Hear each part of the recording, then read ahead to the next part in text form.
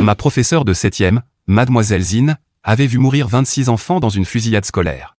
On l'a retrouvée en train de faire un massage cardiaque sur leur corps, hurlant « J'étais censé vous protéger ».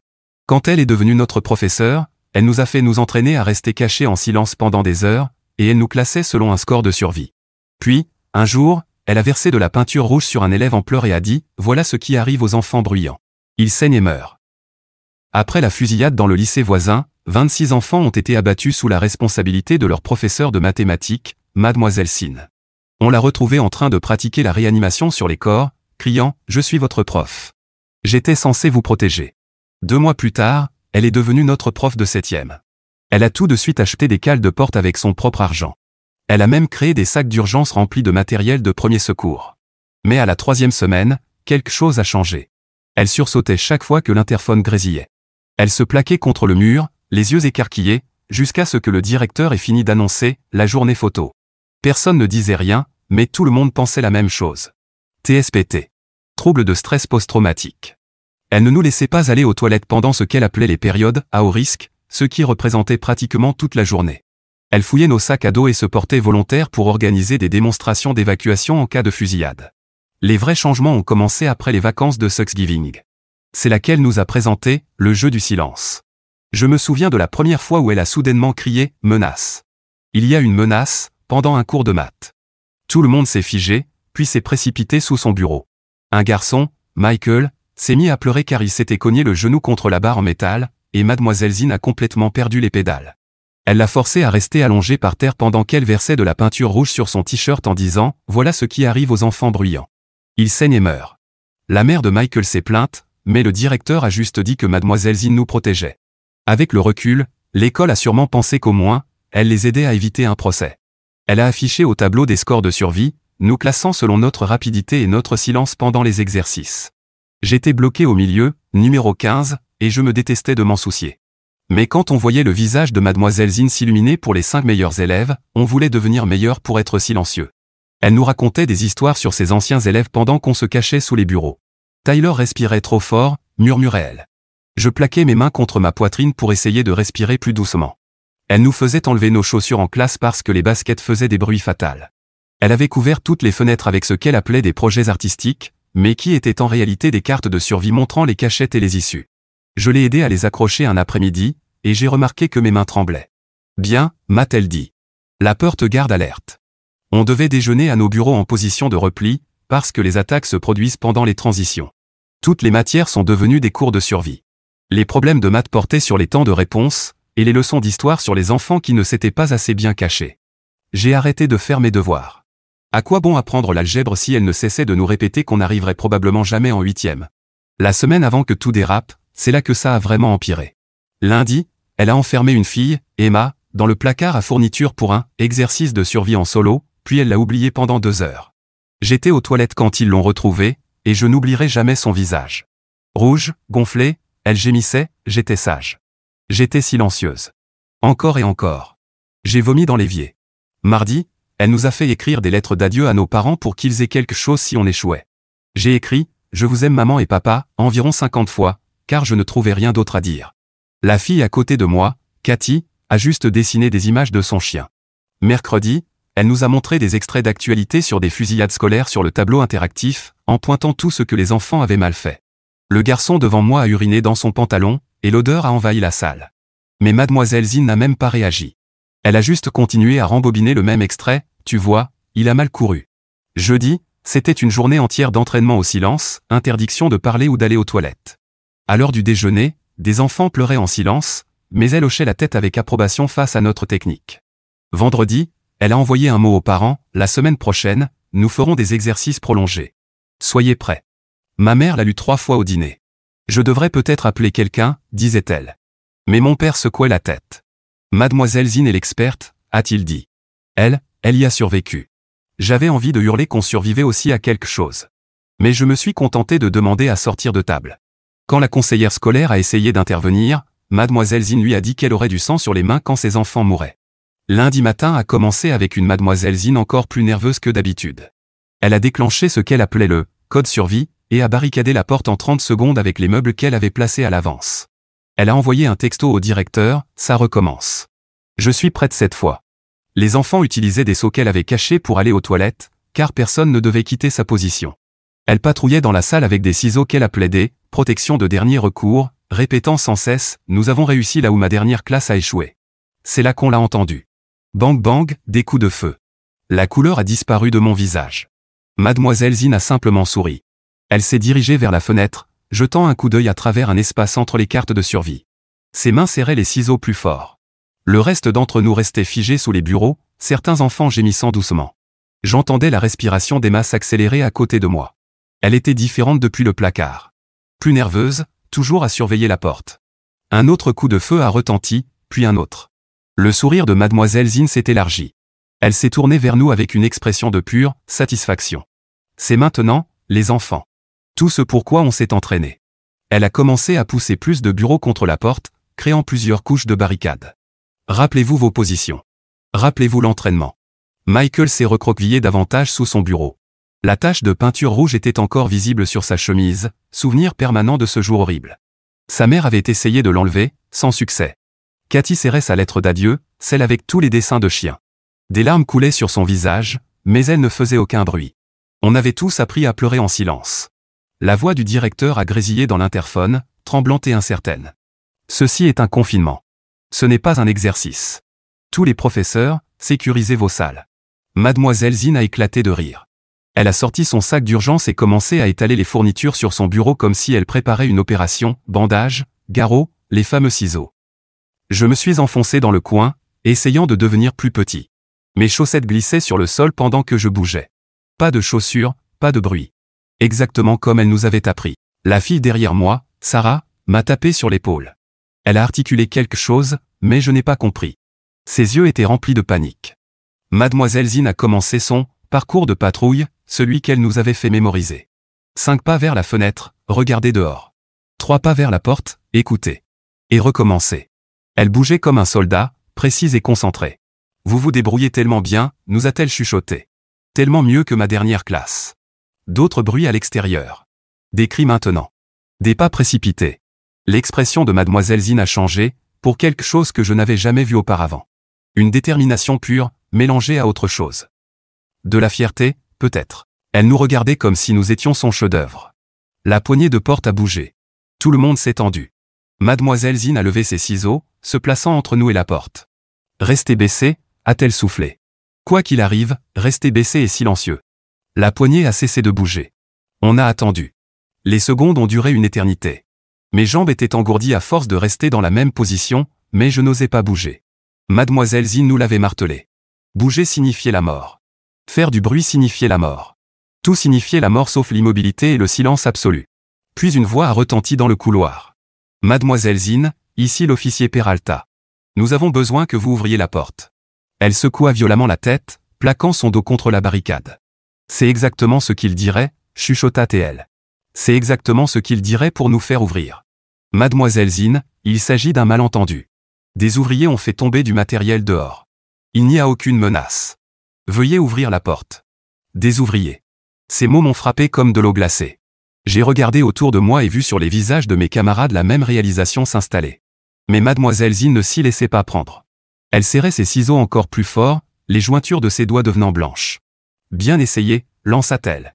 Mais je ne tomberai pas dans le piège. Ces enfants sont sous ma protection.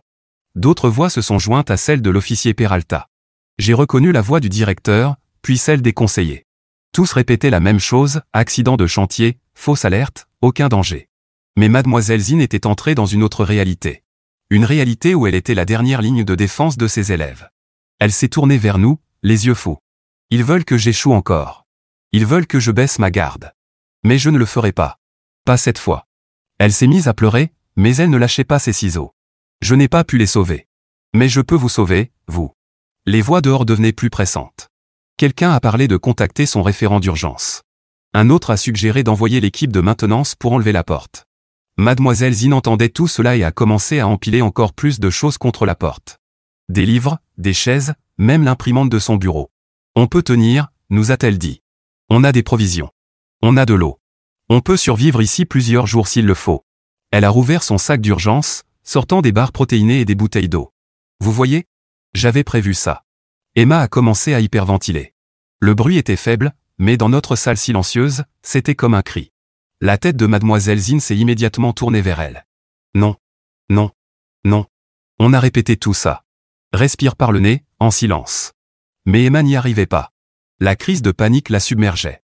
Elle haletait, tout son corps tremblait. Mademoiselle Zine s'est approchée d'elle à quatre pattes, toujours armée de ses ciseaux. Tu dois être silencieuse. Ils vont t'entendre. Ils vont nous trouver. Je voulais aider Emma, mais j'avais trop peur pour bouger. Nous l'étions tous. On regardait juste mademoiselle Zine essayer de la calmer tout en empirant la situation. Quelque chose dans sa réaction face au bruit de chantier me dérangeait. Elle entendait ce qu'elle s'attendait à entendre, pas ce qui se passait vraiment. La façon dont elle serrait ses ciseaux, les appelant « protection », alors que ses élèves étaient terrifiés. Je me demandais si elle distinguait encore la différence entre protéger les enfants et devenir elle-même le danger. Elle parlait sans cesse des autres élèves, ceux qui étaient morts. Qu'ils n'avaient pas été assez silencieux, pas assez immobiles. Les coups à la porte se sont intensifiés. Plusieurs voix maintenant, toutes essayant de raisonner mademoiselle Zine, mais elle était ailleurs. De retour dans cette autre salle de classe, avec ses autres enfants, combattant une bataille terminée depuis des mois. Mademoiselle Zine, la voix de l'officier Peralta a résonné clairement. Nous avons contacté votre sœur. Elle est en route. Elle veut vous parler. Cela semble l'atteindre pendant un bref instant. Son visage s'adoucit. Hélène ? Chuchota-t-elle. Puis elle secoua vivement la tête. Non, ils mentent. Hélène ne ferait pas ça. Elle sait que je dois les protéger. Elle s'est retournée vers nous, scrutant nos visages. Son regard s'est arrêté sur moi. Tu comprends, n'est-ce pas ? Numéro 15. Tu as tellement progressé. Tu sais pourquoi on fait tout ça. J'ai hoché la tête, que pouvais-je faire d'autre ? Ma gorge était trop sèche pour parler, même si j'en avais eu envie. Elle m'a souri. Un sourire brisé, désespéré, qui m'a noué l'estomac. Le personnel d'entretien était arrivé.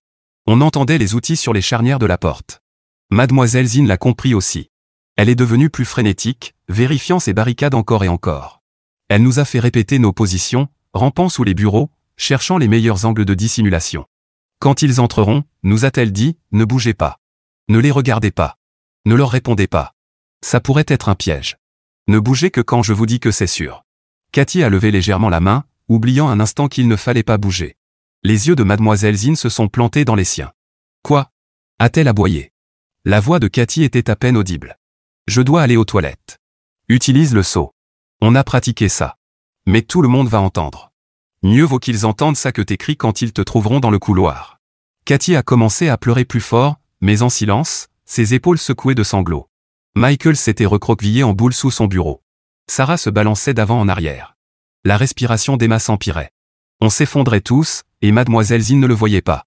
Ou peut-être qu'elle le voyait, mais qu'elle pensait que c'était encore mieux que ce qu'elle avait vécu auparavant. Les charnières de la porte ont couiné tandis que les techniciens travaillaient dessus. Mademoiselle Zine s'est positionnée devant nous, les ciseaux levés, prête à nous défendre contre un ennemi qui n'existait pas, souvenez-vous, dit-elle, la voix étrangement calme. Je ne les laisserai pas vous faire du mal. Pas comme la dernière fois.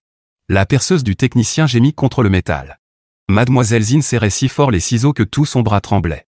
Elle recula, nous poussant plus loin dans le coin avec des gestes paniqués. Emma sanglotait en silence, sa poitrine se soulevant par saccades alors qu'elle luttait pour respirer. J'observais le visage de mademoiselle Zine se tordre entre peur et détermination, comme si elle combattait une bataille invisible dans sa propre tête. La première charnière céda. Mademoiselle Zine laissa échapper un cri étranglé et commença à traîner le lourd bureau vers la porte. Son sac d'urgence s'ouvrit, déversant ses fournitures sur le sol, rouleaux de gaz, bouteilles d'antiseptique qui roulaient sous les bureaux. Elle ne remarqua rien. Elle continuait à empiler du mobilier, érigeant sa forteresse. Michael a vomi. L'odeur s'est immédiatement répandue dans la salle close. Certains élèves ont eu des hauts le cœur. Mademoiselle Zine s'est retournée brusquement, les yeux fous. Elle a rampé jusqu'à Michael et a pressé sa main contre sa bouche, bien qu'il ait déjà fini. Elle murmurait frénétiquement qu'il fallait rester silencieux, que l'ennemi pouvait nous repérer à l'odeur. Les yeux de Michael étaient exorbités de terreur au-dessus de sa main. La deuxième charnière a cédé. Les voix dans le couloir se faisaient plus fortes. J'ai reconnu Madame Peterson, la prof de la salle voisine, demandant ce qui se passait. Quelqu'un parlait d'appeler les pompiers. Mademoiselle Zine entendait tout. Elle a relâché Michael et s'est précipitée vers sa barricade, essayant de coincer une armoire contre la porte qui faiblissait. Cathy ne pouvait plus se retenir. Elle a rampé vers le seau dans le coin, mais ses mains tremblantes l'ont renversé. Le fracas métallique a résonné dans toute la pièce. Mademoiselle Zine s'est retournée d'un coup, le visage tordu par la panique et la rage. Elle a pointé les ciseaux vers Cathy, figée au milieu de son mouvement. Pendant un instant, personne ne respirait. Puis mademoiselle Zine sembla se souvenir que nous étions ses élèves, pas des menaces. Elle baissa les ciseaux, mais ses mains tremblaient toujours. Elle fit signe à Cathy de retourner à sa place. Cathy rampe jusqu'à son bureau, laissant derrière elle une flaque au sol. La honte sur son visage m'a serré le cœur. La porte bougea. La lumière du couloir se glissa par l'ouverture grandissante. Mademoiselle Zine jeta tout son poids contre la barricade, mais l'équipe de maintenance était plus forte. Centimètre par centimètre, la porte s'ouvrait davantage. On voyait des ombres bouger de l'autre côté, des voix d'adultes évoquant les procédures d'évacuation. Quelqu'un mentionna que des ambulanciers étaient en attente. Mademoiselle Zine se tourna une dernière fois vers nous. Des larmes coulaient sur son visage, se mêlant à la sueur. Elle nous regarda un par un comme si elle gravait nos visages dans sa mémoire, comme si elle nous disait adieu. Elle leva à nouveau les ciseaux, mais cette fois, les pointa vers la porte, prête à se battre contre quiconque entrerait. La porte céda enfin. L'agent Peralta fut le premier à entrer, les mains levées en signe de paix. Derrière lui se tenait le principal, la conseillère d'orientation, et plusieurs autres enseignants. Ils avaient tous l'air terrifiés. Non pas par un tireur, mais par ce qu'ils voyaient dans notre salle de classe. 27 enfants blottis sous les bureaux, certains en pleurs, d'autres catatoniques, l'un couvert de vomi, une autre assise dans sa propre urine. Mademoiselle Zine se jeta en avant avec les ciseaux. L'agent Peralta attrapa facilement son poignet, détachant doucement l'arme de ses doigts. Elle s'effondra contre lui, sanglotant à propos de ses élèves, de Tyler qui respirait trop fort, de nous avoir laissé tomber comme elle avait laissé tomber les autres. Il la tint pendant qu'elle se brisait complètement. Le principal se précipita, nous assurant qu'on était en sécurité et qu'on pouvait sortir, mais aucun de nous ne bougea. On avait été trop bien entraînés. On resta figé à nos places jusqu'à ce que la conseillère commence à nous faire sortir un par un. Emma dut être portée. Elle était complètement rigide, les yeux perdus dans le vide. Les ambulanciers arrivèrent. Ils nous examinèrent pendant qu'on était assis dans le couloir, enveloppés dans ces couvertures de survie argentées. Les parents commencèrent à arriver, le visage blanc de peur et de colère. La mère de Michael poussa un cri en voyant la tache de peinture rouge sur sa chemise et hurla contre le principal. Le père de Cathy la tint dans ses bras pendant qu'elle pleurait en parlant de l'accident. Les parents d'Emma montèrent avec elle dans l'ambulance. Finalement, on emmena mademoiselle Zine. Elle continuait de nous regarder, tentant encore de nous protéger de dangers inexistants. Je l'ai entendu dire à l'agent Peralta que les ouvriers du bâtiment étaient un piège, qu'ils avaient failli nous avoir. Il hochait la tête tristement en la guidant vers la sortie. L'école organisa une assemblée d'urgence. Ils firent venir des conseillers pour nous parler de traumatisme et de guérison. Mais comment auraient-ils pu comprendre? On vivait dans le cauchemar de mademoiselle Zine depuis des mois. On avait appris à craindre même le bruit de notre propre respiration. On s'était entraîné à mourir chaque jour. Ce soir-là, mes parents s'assirent de chaque côté de mon lit. Ma mère me caressait les cheveux, tandis que mon père me tenait la main. Ils me demandèrent de tout leur raconter. Alors je l'ai fait. Je leur ai parlé des scores de survie, des repas pris en position de repli, des lettres d'adieu. Ma mère a pleuré. La mâchoire de mon père était si crispée que je craignais qu'il ne se casse les dents. Le lendemain, ils ne m'obligèrent pas à aller à l'école. La plupart des autres parents non plus. Le parking était presque vide. Ils avaient fait venir une remplaçante, Madame Young, qui avait l'air gentille. Mais les quelques enfants présents restèrent assis à la regarder, attendant qu'elle hurle au danger. Emma ne revint pas avant 2 semaines. Et quand elle le fit, elle était différente, plus silencieuse, si c'était possible. Elle s'assit dans le coin du fond, là où elle pouvait voir toutes les sorties. Lors d'un simple exercice d'incendie, elle se verrouilla dans les toilettes et refusa d'en sortir pendant 1 heure. Les parents de Michael le retirèrent définitivement de l'école et l'inscrivirent dans une école privée de l'autre côté de la ville. Sa mère envoya une lettre au conseil scolaire décrivant ce que mademoiselle Zine avait fait. Elle utilisa des termes comme torture psychologique et mise en danger d'enfants. La lettre circula lors de la réunion suivante de l'association des parents. Les parents étaient furieux. Cathy commença à voir une thérapeute. Elle m'a dit que la thérapeute lui faisait s'exercer à utiliser les toilettes sans se sentir honteuse. Ça semblait idiot jusqu'à ce que je réalise que moi aussi je m'étais retenu toute la journée, de peur de demander la permission. On avait été entraînés à ignorer nos besoins élémentaires. Le conseil scolaire convoqua une réunion spéciale. Les parents remplirent l'auditorium. L'un après l'autre, ils se levèrent pour raconter ce que leurs enfants avaient enduré. Ma mère monta sur scène, la voix tremblante, lisant la lettre d'adieu que j'avais écrite. D'autres parents montrèrent les lettres de leurs enfants. Certains brandissaient des photos des taches de peinture rouge qui ne partaient pas. Le principal tenta de se défendre. Il parla de l'expérience de mademoiselle Zine, de son expertise dans les situations de survie, mais les parents n'en voulaient pas. Le père de quelqu'un, un grand homme portant un polo avec un logo d'entreprise de construction, se leva et demanda comment peindre des enfants avec de la teinture rouge relevait de l'expertise. Le principal ne sut que répondre. On annonça que mademoiselle Zine était mise en congé administratif pour une durée indéterminée. On disait qu'elle recevait de l'aide, un traitement professionnel pour son traumatisme. Mais qu'en était-il de notre traumatisme? Des 27 enfants qui plongeaient sous les meubles au moindre bruit. Madame Young fit de son mieux avec notre classe. Elle installa des lumières douces, mit de la musique apaisante. Elle nous laissa aller aux toilettes quand on en avait besoin. Elle n'éleva jamais la voix, mais on était brisé d'une manière qu'elle ne pouvait pas réparer. À Noël, la moitié de la classe prenait des médicaments contre l'anxiété. Plusieurs enfants changèrent d'école. Je fis des cauchemars, non pas de tireur, mais de Mademoiselle Zine. Dans mes rêves, elle apparaissait dans ma chambre, tenant ses ciseaux, me disant que je respirais trop fort. Je me réveillais en suffoquant, pressant mes mains contre ma poitrine, tentant de respirer plus doucement. J'essaie de comprendre comment le cerveau de Mademoiselle Zine en est arrivé à voir les ouvriers comme une menace, comment son esprit a pu créer une réalité dans laquelle des sons normaux devenaient des signaux de danger. Comment un traumatisme peut-il reprogrammer à ce point la perception d'une personne? Mes parents m'ont trouvé plusieurs fois endormi dans mon placard. L'école fit venir une spécialiste du traumatisme. Dr Reeves était jeune et essayait un peu trop d'être cool, mais elle comprenait ce qu'on avait vécu. Elle ne minimisait rien et ne nous disait pas de tourner la page. Elle reconnaissait qu'on avait été blessé par quelqu'un censé nous protéger. C'était encore plus dur à entendre, mais aussi un peu réconfortant. On fit des séances de groupe où on partageait nos expériences. Au début, personne ne voulait parler. On nous avait appris que le silence signifiait la survie. Mais peu à peu, les enfants commencèrent à s'exprimer. Sarah raconta qu'elle ne supportait toujours pas de porter des chaussures à l'intérieur. Un garçon nommé Marcus admit qu'il s'était uriné dessus 3 fois depuis le confinement, trop effrayé pour quitter sa cachette. La Dr Reeves nous enseigna des techniques d'ancrage, pour nous rappeler qu'on était en sécurité quand la panique nous submergeait.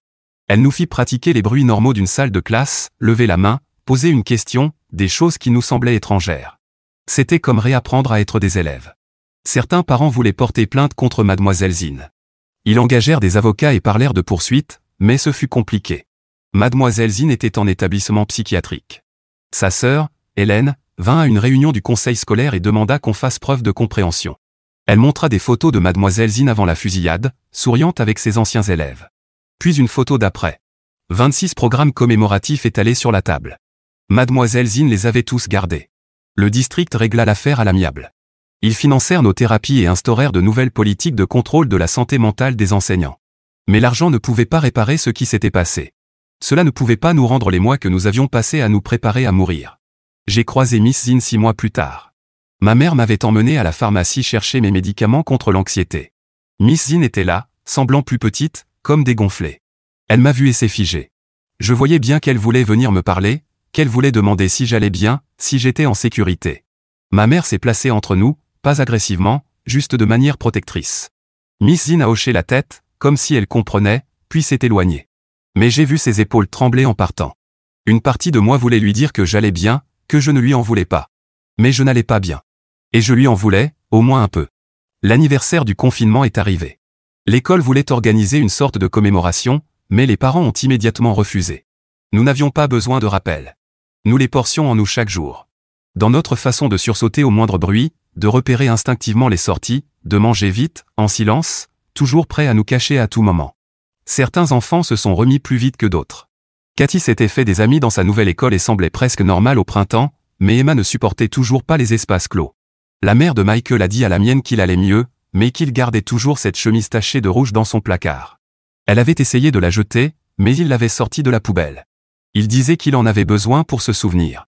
Moi, j'étais quelque part entre les deux. Je fonctionnais. J'allais à l'école, je faisais mes devoirs, j'avais même rejoint le club d'art. Mais je n'étais plus l'enfant qui était entré dans la classe de Miss Zine ce premier jour. Aucun de nous ne l'était. Nous avions trop appris sur la peur, sur la survie, sur le fait que ceux censés nous protéger pouvaient devenir ceux dont il fallait se protéger. Le docteur Reeves disait que la guérison n'était pas linéaire. Certains jours étaient meilleurs que d'autres. Parfois, j'arrivais presque à oublier, mais il suffisait qu'une porte claque ou que l'interphone grésille pour que je me retrouve à nouveau sous ce bureau, à essayer de respirer plus doucement, à essayer d'être invisible, à essayer de survivre. Le district scolaire avait engagé un nouveau principal. Monsieur Jamison avait une formation en psychologie infantile et écoutait vraiment les parents. Il avait retiré tous les blocs-portes que Miss Zine avait installés, mais il avait ajouté des boutons d'alerte qui appelaient directement la police. De vraies mesures de sécurité, pas du théâtre. Notre classe avait été dispersée pour la 8e. Il pensait que ne plus être tous ensemble nous aiderait à avancer, à ne plus constamment nous rappeler ce qui s'était passé. Peut-être qu'ils avaient raison. Mais on se retrouvait quand même parfois à la pause déjeuner, attirés les uns vers les autres par ce que nous avions vécu. On n'en parlait pas, mais on n'avait pas besoin de mots. On pouvait le voir dans nos yeux. Miss Zin avait envoyé des lettres à certains d'entre nous. Elles passaient par nos parents, qui décidaient s'ils voulaient nous les montrer. Ma mère m'a laissé lire la mienne.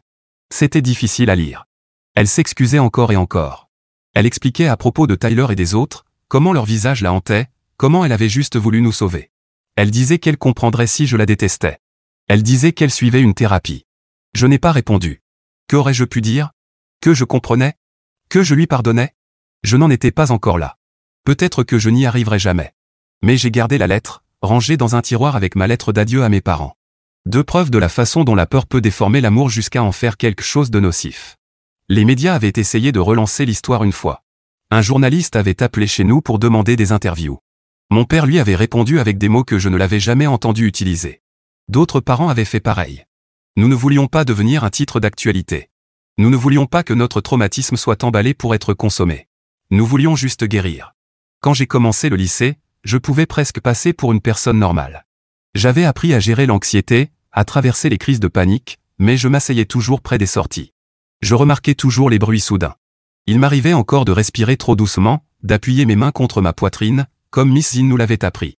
On disait que Miss Zin allait mieux elle aussi, qu'elle vivait chez sa sœur et travaillait à temps partiel dans une jardinerie, plus d'enseignement. Le district s'était assuré de ça. Parfois, je me demandais si elle faisait encore des cauchemars elle aussi. Si elle se réveillait en essayant de sauver des élèves déjà morts, si elle s'était pardonnée d'avoir transformé son traumatisme en autre. La semaine suivante, Miss Zin a commencé à apparaître chez nous. La première fois qu'elle est venue chez moi, ma mère a immédiatement attrapé le téléphone pendant que mon père se postait devant la porte. Miss Zin se tenait là, tenant un dossier en carton, les cheveux sales, portant le même gilet que pendant le confinement. Elle ne cessait de répéter qu'elle avait des informations de sécurité importantes pour nous. Mon père a fermé la porte avec fermeté pendant que ma mère appelait la police. La famille d'Emma a obtenu une injonction d'éloignement après que Miss Zin a suivi Emma à la sortie de son rendez-vous chez le psy. Les papiers ont pris 3 jours à être traités, pendant lesquels Miss Zin a laissé 17 messages sur leur répondeur. Chaque message contenait des instructions détaillées sur les bonnes techniques de cachette et des rappels sur les exercices de respiration. La mère d'Emma en a fait écouter un au juge, qui a signé l'ordonnance immédiatement. D'autres familles ont commencé à signaler des comportements similaires. Miss Zin apparaissait dans les supermarchés, les parcs, n'importe où elle pouvait retrouver ses anciens élèves. Elle s'approchait avec ce même regard désespéré, tendant des brochures de sécurité faites maison. Les parents ont mis en place un réseau téléphonique pour s'avertir mutuellement de ses apparitions. L'école a renforcé ses mesures de sécurité. Ils ont engagé un gardien supplémentaire et installé des caméras à toutes les entrées. Les enseignants ont été formés à reconnaître les comportements préoccupants, mais Miss Zin trouvait toujours un moyen de contourner les restrictions. Elle attendait de l'autre côté de la rue, juste en dehors de la propriété de l'école, observant nos allées et venues. J'ai commencé à varier mes trajets pour rentrer. Ma mère venait me chercher à des horaires aléatoires, parfois à l'arrière, parfois près du gymnase. On avait développé nos propres protocoles de sécurité, mais cela visait à éviter Miss Zin, pas des menaces imaginaires. L'ironie ne m'échappait pas. Un après-midi, j'ai oublié d'attendre ma mère et je suis sorti par l'entrée principale, seul. Miss Zin est apparue aussitôt, surgissant de derrière une voiture garée. Elle m'a attrapé le bras, pas violemment, mais assez fermement pour m'arrêter. Ses yeux bougeaient dans tous les sens, affolés, pendant qu'elle me glissait un papier plié dans la main. Je me suis dégagé et j'ai couru à l'intérieur, le cœur battant à toute vitesse. Le papier contenait une carte dessinée à la main de mon quartier, avec des cachettes marquées en rouge. La situation a dégénéré quand Miss Zin a pénétré de nuit dans l'école. Le concierge l'a trouvée dans notre ancienne classe, en train de disposer les bureaux en formation défensive. Elle avait apporté du matériel, d'autres kits d'urgence, des plans d'évacuation mis à jour, même une boîte de ces affreuses bouteilles de peinture rouge. La police l'a arrêtée pour intrusion, mais elle a été relâchée le lendemain matin. Le docteur Reeves a convoqué une session d'urgence avec notre groupe. On s'est assis en cercle, essayant de traiter ce nouveau développement. Les mains de Sarah tremblaient quand elle a raconté avoir vu Miss Zin sous sa fenêtre. Marcus a avoué qu'il dormait à nouveau dans la chambre de ses parents. La peur qu'on avait essayé de dépasser est revenue en force, mais cette fois, la menace était réelle, juste différente de celle que Miss Zin nous avait préparée à affronter. Les parents ont organisé une réunion sans l'administration de l'école. Ils se sont retrouvés dans le salon de quelqu'un, ont comparé leurs notes, partagé leurs stratégies. Ma mère est rentrée à la maison avec une liste d'options juridiques et de numéros d'associations de défense. Le consensus était clair, quelque chose devait changer. La sœur de mademoiselle Zin, Hélène, a contacté plusieurs familles, s'excusant abondamment. Elle a expliqué que mademoiselle Zin avait arrêté de prendre ses médicaments, persuadée que nous étions encore en danger. Hélène avait essayé de la faire interner pour une évaluation psychiatrique, mais mademoiselle Zine avait pris la fuite avant que les documents ne soient validés. Elle logeait dans des motels, vivait sur ses économies, consacrant chaque instant à protéger des élèves qui ne voulaient pas de sa protection. Le point de rupture est survenu pendant un match de basket-ball scolaire. Mademoiselle Zine a réussi à entrer dans le gymnase et à déclencher l'alarme incendie. Alors que tout le monde évacuait, elle a couru sur le terrain avec un mégaphone, criant des consignes sur les stratégies d'évacuation. Elle a démontré les techniques de ramper et de se baisser pendant que les agents de sécurité tentaient de l'intercepter. Plusieurs jeunes enfants se sont mis à pleurer, ne comprenant pas ce qui se passait. 3 parents l'ont plaquée au sol près des gradins. Elle s'est débattue, criant encore qu'il fallait protéger tout le monde. Le mégaphone a glissé sur le sol, mais sa voix résonnait encore contre les murs. La transformation de mademoiselle Zine, d'enseignante obsédée par la sécurité à véritable menace pour celle-ci, donnait une toute nouvelle signification à l'expression « ceux qui ne peuvent pas faire, enseignent ». Sauf que maintenant, elle ne pouvait plus ni faire ni enseigner, elle se contentait de suivre les enfants avec des cartes faites maison. L'officier Peralta est arrivé et a dû la porter physiquement hors du gymnase pendant qu'elle hurlait notre vulnérabilité, qu'on n'était pas prêt, qu'elle nous avait encore une fois échappé. Cette fois, l'hospitalisation d'office a été maintenue. Hélène a signé les papiers, et mademoiselle Zine a été admise dans un établissement situé à 2 heures de route. La période d'évaluation devait durer au moins 30 jours, avec possibilité de traitement prolongé selon ses progrès. Nous avons appris cela par une lettre soigneusement formulée que l'école a envoyée aux familles, essayant d'équilibrer respect de la vie privée et besoin d'information. Le soulagement en classe était palpable. Les élèves recommençaient à lever la main sans sursauter. Les pauses toilettes redevenaient normales. On pouvait faire tomber un crayon sans que tout le monde ne se jette au sol. Madame Young a progressivement retiré les équipements de sécurité excessifs, remplaçant les cartes de survie de mademoiselle Zine par des œuvres d'art faites par les élèves. Mais la guérison ne fut pas instantanée. Emma restait assise près de la porte.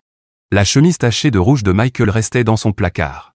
Je me surprenais à vérifier les fenêtres et les entrées, non plus à la recherche de tireurs, mais de mademoiselle Zine. Les réflexes qu'elle nous avait inculqués faisaient désormais partie de notre mémoire musculaire. Le docteur Reeves nous a initiés à des techniques d'exposition. On s'entraînait à faire du bruit volontairement, en tapant des pieds et en applaudissant. C'était à la fois effrayant et libérateur. Certains enfants n'y arrivaient pas. Cathy a fondu en larmes la première fois qu'on lui a demandé de crier.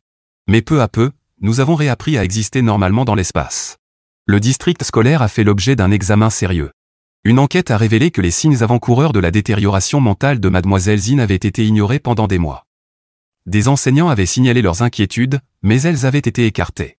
Les plaintes des parents avaient été minimisées. Le directeur, celui qui l'avait qualifiée d'experte, a démissionné discrètement pendant les vacances d'hiver.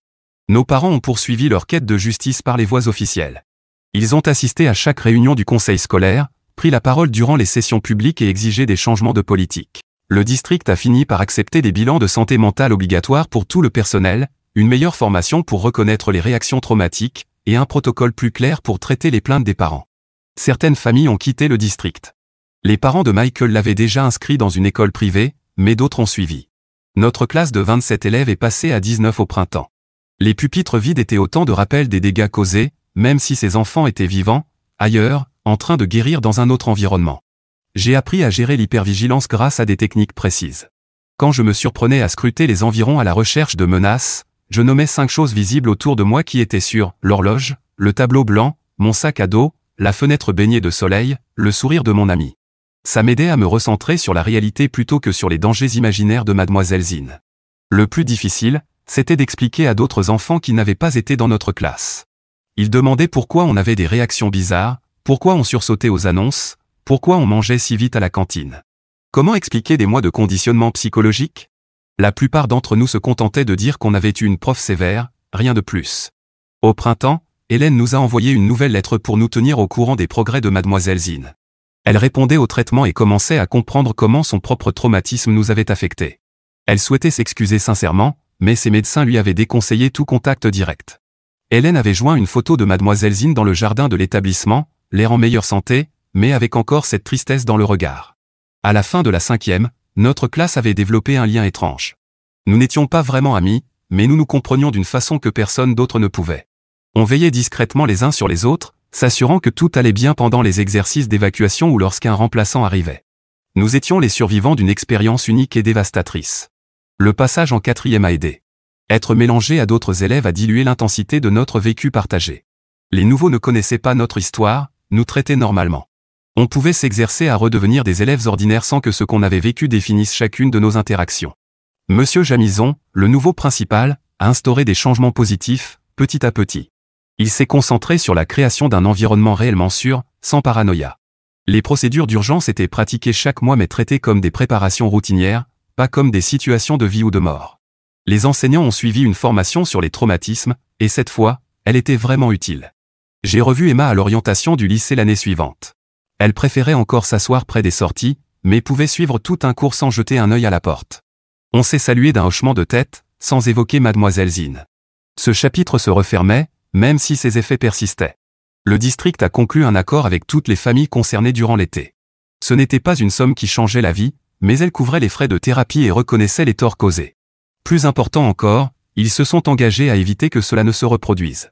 Un nouveau comité de surveillance a été créé, incluant des représentants de parents ayant un réel pouvoir de décision sur les politiques de sécurité.